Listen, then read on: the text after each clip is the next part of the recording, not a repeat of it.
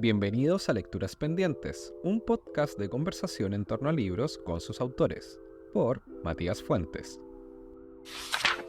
En la lectura pendiente de esta semana tenemos a Nina Avellaneda. Nacida en 1989 y oriunda de Limache, Chile, ha publicado los libros Heroína en 2010, La Extravía en 2015 y Sousa en 2021, el cual fue traducido al italiano por Edicola Edizioni y editada este año en Argentina por Tenemos las Máquinas. Actualmente vive en Valdivia y trabaja en una biblioteca escolar, además de dar talleres de escritura.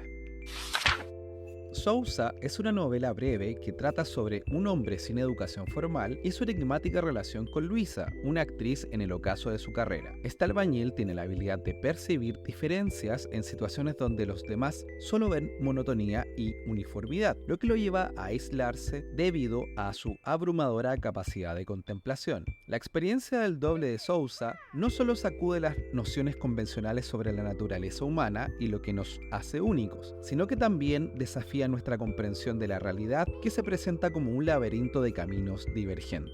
A continuación, les invito a escuchar la conversación que tuve con su autora. Tanto tiempo, Nina o Carolina. Lo dejamos como Nina esta vez, porque la otra vez era Carolina, como quieras. Yo creo que Nina mejor.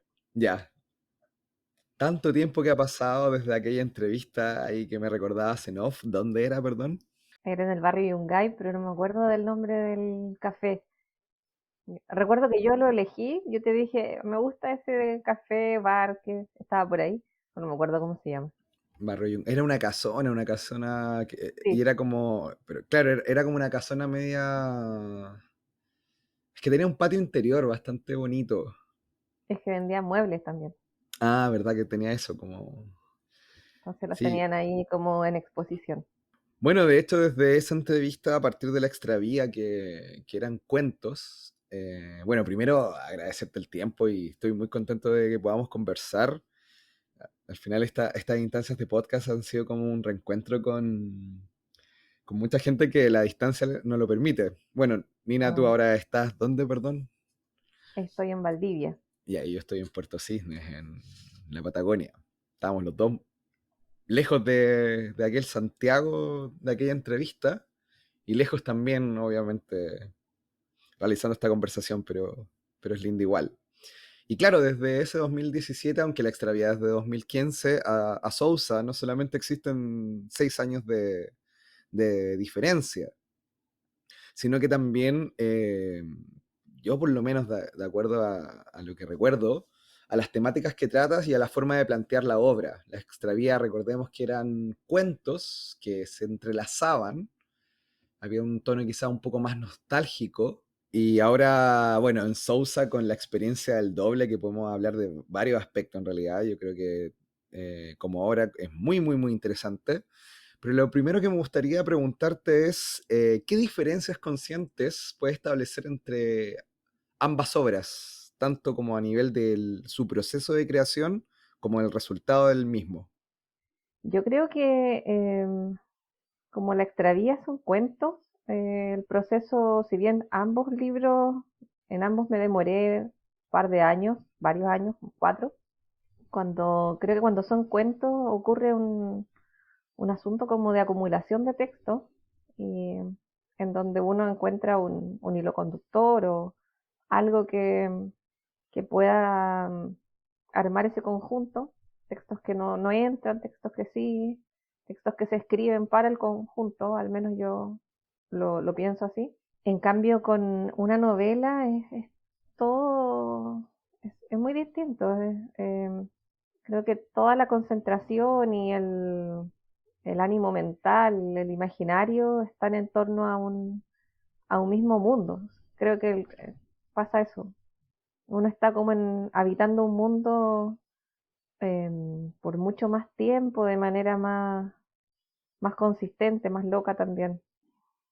Como que en los cuentos uno tiene una pata en la realidad, pero en la novela pareciera que realmente es como construir un otro mundo, aunque no sea fantástico ni fantasioso, pero sí con sus reglas y animar personajes, ¿no? Darle vida a personajes. Eso lo encuentro como bien sorprendente divertido también. A propósito de animar personajes, bueno, obviamente vamos a hablar de Sousa, esta conversación tiene como motivo Sousa. Antes de partir ya como de lleno en las preguntas respecto a la novela, preguntarte ¿cómo definirías tú o cómo entiendes tú la experiencia del doble? Quizás nos puede dar ciertas luces o a los lectores les puede dar ciertas luces para entender el trasfondo detrás de Sousa. Bueno, una experiencia extraña en primer lugar, un misterio, una situación que no la pienso desde lo real, en realidad no estoy pensando en los clones ni en la ciencia ficción, más bien estoy pensando en el encuentro con un otro que, claro, como resulta que tiene nuestro rostro, te hace inmediatamente ir a la pregunta por la identidad, quién soy, quién es este sujeto al que yo llamo yo y que tiene este rostro. Y es como una situación que permite el desdoblamiento. Y bueno, a propósito también de lo mismo, creo, siento que hay un auge de subgéneros o clasificaciones, o por lo menos se está haciendo mucho más específico con eso. No sé, pienso por ejemplo en el gótico andino, pienso en la ficción rara. ¿Dentro de qué etiqueta tú enmarcarías más o menos Sousa y por qué? No sé. Pero claro, la experiencia del doble rompe o tensiona de cierta manera nuestro entendimiento racional occidental de las leyes físicas de cómo concebimos nuestro espacio, nuestro entorno. Mm. ¿No? Lo tensiona, entonces quizás, no sé, por ahí tomarlo, no lo sé. Bueno, yo creo una de las gracias de la literatura para mí es que obedezca a otras lógicas, po. O sea, no estoy pensando en reproducir las lógicas del mundo o que tenga que tenerlas para que sea verosímil, sino que es un espacio en donde, bueno, tanto la razón como esta organización, no sé, cuadrada o qué sé yo, cartesiana de la vida, puede ser distinta. Puede uno armar su mecanismo, su juguete. Bueno, con respecto a lo que me habías preguntado antes, que al final no dije nada, yo creo que entre más alejada esté de alguna etiqueta o con literatura con apellido, yo creo que mejor para mi gusto.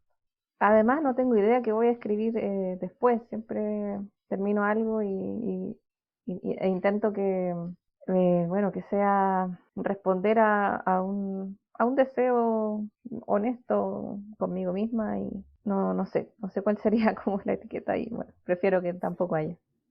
Quiero citar la entrevista que tuvimos aquí el 2017 en la que mencionas, yo no impongo una idea de cómo quiero que me lean, más bien dejo una ventana abierta. Parece que se mantiene eso. Sí, bueno, porque la etiqueta te predispone a leer de una manera prehecha. No sé, pues si voy a leer un texto de terror, bueno, supongo que estoy esperando todo el rato en dónde viene lo retorcido, la cuestión psicológica que me va a asustar bueno, así con todos los géneros. Más allá de la mención en la obra, yo veo la poética de Borges por la propuesta metaliteraria que tiene Sousa, por lo menos me pareció encontrarla en la lectura. ¿Qué referentes escondidos podríamos encontrar en Sousa?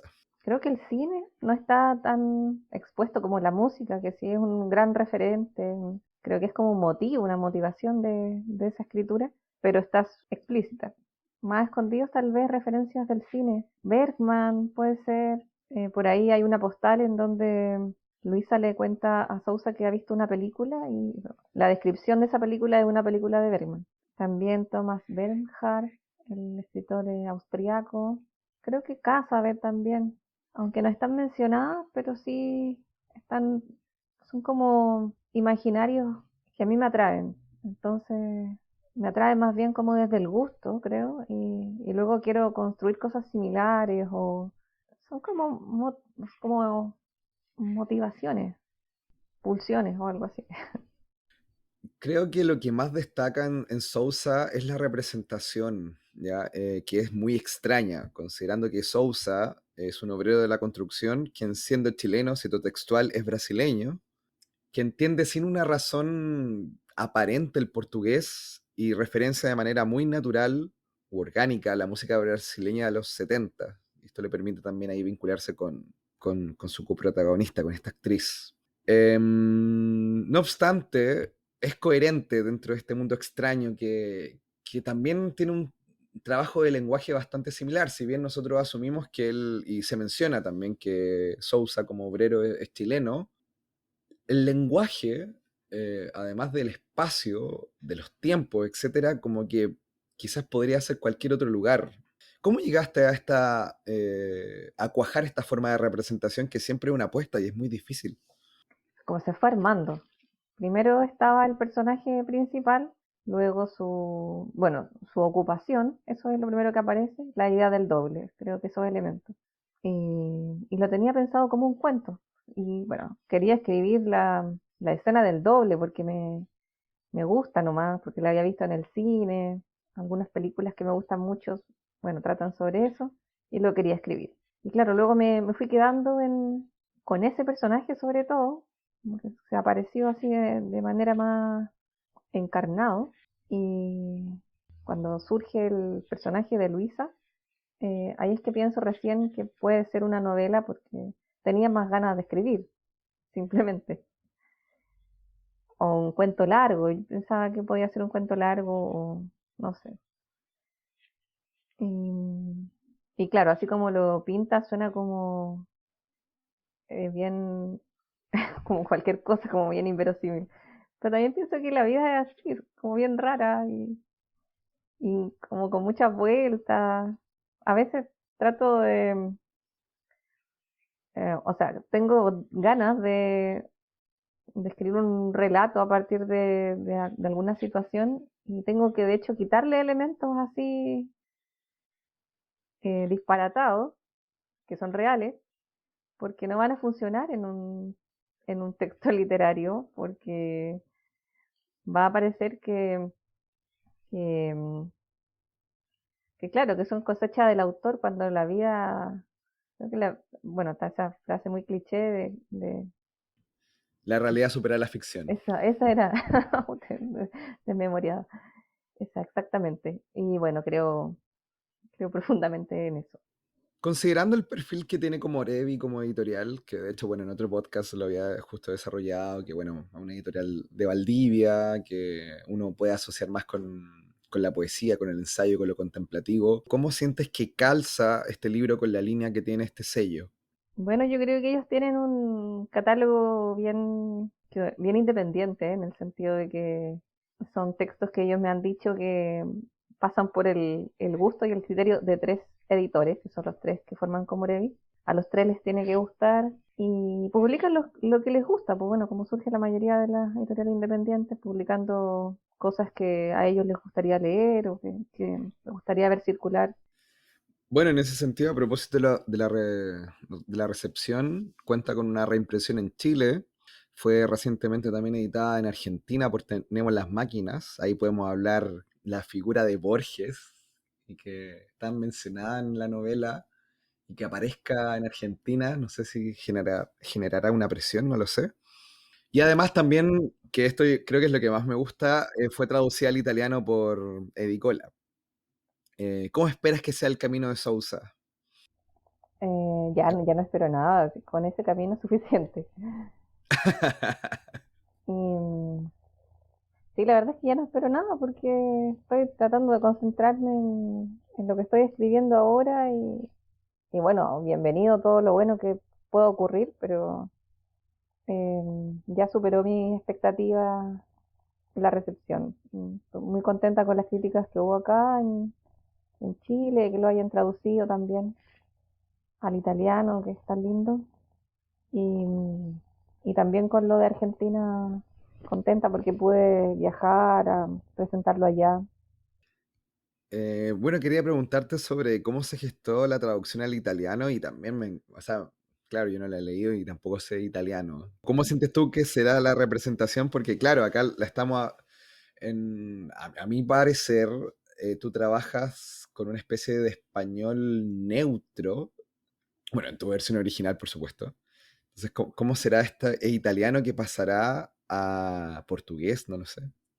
Bueno, las citas en portugués siguen estando en portugués, sí que le agregaron los edícolas notas al pie, Entonces están traducidas las frases en portugués y algunas referencias a cuestiones chilenas también están con nota al pie. Hay un pedacito que es un fragmento de una canción de los Jaivas, que también está, se dice cuál es. En la chilena puede pasar desapercibido, o sea, solamente está en cursiva y alguien puede no darse cuenta de que es la conquistada esa canción. Y bueno, yo prefiero en realidad que sea así, pero tampoco me molesta la nota al pie. Y con respecto al trabajo de traducción, creo que fue bien intenso para la traductora porque hay un uso de los tiempos verbales que, bueno, me lo comentaron los italianos y en Argentina también, que parece así como un poco incorrecto en la escritura. Tal vez cuando uno lee sin estar pensando en la edición no se pasa desapercibido, pero hay una mezcla de tiempo, o sea, como está en pasado, luego pasa el presente, hay un tipo de pasado. Bueno, eso lo tuve que defender mucho para que se mantuviera, pero en la traducción creo que en español tenemos como 4 pasados y en italiano hay una diferencia. No recuerdo bien cuál era, pero trabajamos harto con la traductora, que me pareció bastante, ella muy lúcida, me gustó mucho el trabajar en conjunto y también darme cuenta de trabajo lindo bonito de traducir. Cuando una misma palabra en una oración, por ejemplo, está jugando como en dos sentidos, por ejemplo, la palabra obra, que en español puede ser una obra como una construcción, una obra como la obra literaria o una obra de teatro. Y bueno, es la misma palabra, entonces una oración está cargada de varios sentidos cuando una palabra tiene distintos significados o usos. Y en italiano había una palabra distinta para cada cosa. Cantieri creo que era la obra de la construcción, ópera era la obra de teatro, creo. Entonces, bueno, había que tomar decisiones. Entonces Marta me preguntaba, ¿qué prefieres? Se va a perder uno de los sentidos, pero tenemos que elegir una palabra. Y bueno, eso pasaba, tenemos que ir decidiendo. Bueno, esta pregunta es como, voy a ir con la pregunta que siempre hago, que es como parte ya como de las secciones que tiene este pequeño podcast. Pero ¿cuáles son tus lecturas pendientes en este momento? ¿Qué tienes en el velador, o en el celular, o en la tablet, o en la Kindle, o en e-reader, no sé, Yo en lo que últimamente leas? tengo torres y torres de pendientes, de lecturas pendientes. Me carga. No sé si, bueno, lo he conversado con otros lectores y gente que escribe también. No sé, es como mal de época esto de picotear mucho, como cierta ansiedad con que hay demasiado y uno avanza poco. Me encantaría poder volver a ese tiempo en donde no, tal vez no tenía libros, iba leyendo lo que caía en mis manos y leía de manera súper intuitiva además, no con bibliografía obligatoria ni tanta recomendación, sino como un libro me llevaba a otro y eso, ¿no? Seguía un camino más intuitivo y se iban armando como una especie de constelaciones espontáneas. Leí mucho así en la adolescencia. Tenía tiempo también, solo estudiaba. Y bueno, ahora, bueno, me traje de Buenos Aires un montón de libros que ya he leído como en la mitad. Me queda pendiente El corazón del daño de María Negroni, un libro que habla sobre la relación, creo que es bien autobiográfico de ella y su madre. Un libro muy interesante que me regalaron hace poco que se llama El cazador celeste de Roberto Calazo y es bien largo, así que creo que va a ser una especie de Biblia a la que recurrir por mucho tiempo. Y habla sobre este periodo en donde el ser humano aún no se asentaba porque no se incorporaba a nuestras vidas la agricultura y las relaciones que tenían con los animales. Y me ha gustado mucho porque es también como un mundo, un imaginario muy distante de la contingencia y del vocabulario habitual. Entonces es como una ventana a algo que me agrada mucho. Bueno, otro que me prestó un amigo que se lo tengo que devolver pronto es el Tao Te Ching, versión Úrsula K. Le Guin. También creo que es un libro al que uno puede volver, releer, un libro como para tener, así que creo que yo me lo voy a comprar. Otro que me traje de Argentina y que no he leído nada, pero me tienta, es La Noche, de Álvarez.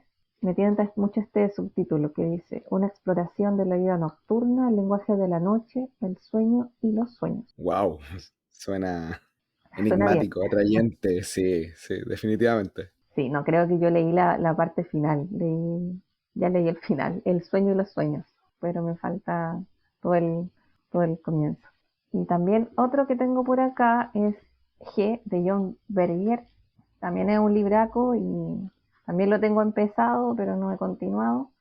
Y estaba bien bueno. Bueno, tengo un montón más, pero